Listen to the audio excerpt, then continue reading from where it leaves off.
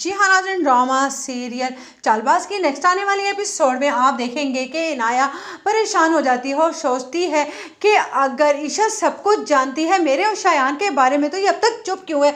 इसने आशिर भाई को क्यों नहीं सब कुछ बताया। अगर उन्हें पता होता तो सब कुछ रोहान को तो ज़रूर पता चल गया होता। इस तरह से नज़रें चुराने पर आखिरकार ईशल भी समझ जाती है कि इनाया ने मेरे सवाल के जवाब में कोई ख़ास जवाब नहीं दिया है। इसका मतलब है कि इन दोनों का वाकई ही निकाह हुआ है, लेकिन निकाह पर निकाह कैसे हो सकता है, यही बात उसे अब भी परेशान कर रही होगी।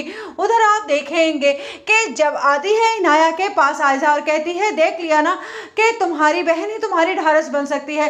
तुम्हारे पास ईशल की बातों का कोई जवाब नहीं था और मैं इसलिए आगे नहीं बढ़ी कि शायद तुम्हें अब मेरे सहारे की ज़रूरत ही नहीं है। अब अपना घर खुद बचाओ। जिस पर इनाया कहती है अपना घर मैं खुद बचा सकती हूँ, इसलिए आपकी मुझे ज़रूरत नहीं है।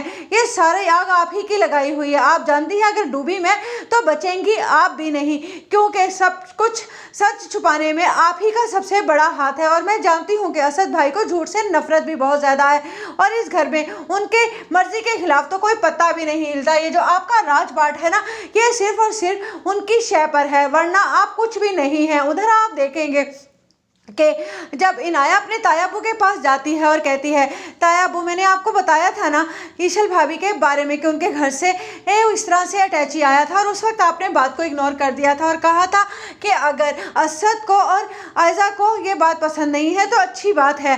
अपनी खुदारी उन्होंने दिखाई। जिस पर कहती है इनाया लेकिन इस बार आप शायद चूक गए। जब अम्मी ने अंगूठी दी थी आयजा आपी को तो तब भी आपको कहना चाहिए था कि गिफ्ट की कोई ज़रूरत नहीं है, सालगिरह ऐसे भी तो मनाई जा सकती है। क्या असद भाई ने कोई तोहफा नहीं दिया होगा क्या आयजा आपी को। जिस पर उसके ताया के पास उसकी बात का कोई जवाब नहीं होता। जिस पर इनाया चुप होकर वहां से चली जाती है क्योंकि वो जानती है कि ताया अब्बू के दिमाग में सवाल तो उसने छोड़ दिया है। अब देखती हूँ कि आयजा आपी की हर बात